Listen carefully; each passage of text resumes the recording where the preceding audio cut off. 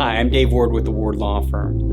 And one of the things that people are often confused about is the process of what's called equitable division of property. To really understand what's going on with it, you first have to understand what types of property court looks at. And there are two categories as a general rule. The first one is called separate property.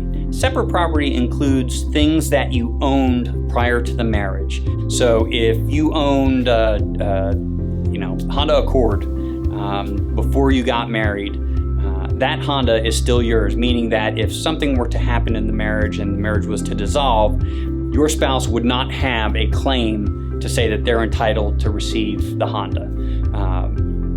Another example of things that are considered separate property would be things like gifts or inheritances from people.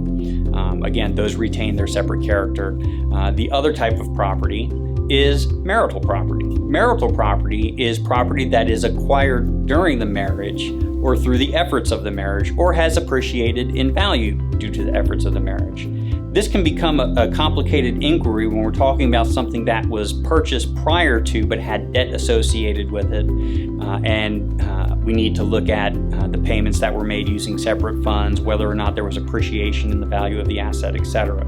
So it can become a complicated inquiry when we're trying to figure these things out, and there are rules that we have to help us along. One of the most notable ones would be the source of funds rule, which helps us determine if the money came from a particular source, then that source should have the appropriate property rights with regard to any equity or anything that is related to those funds.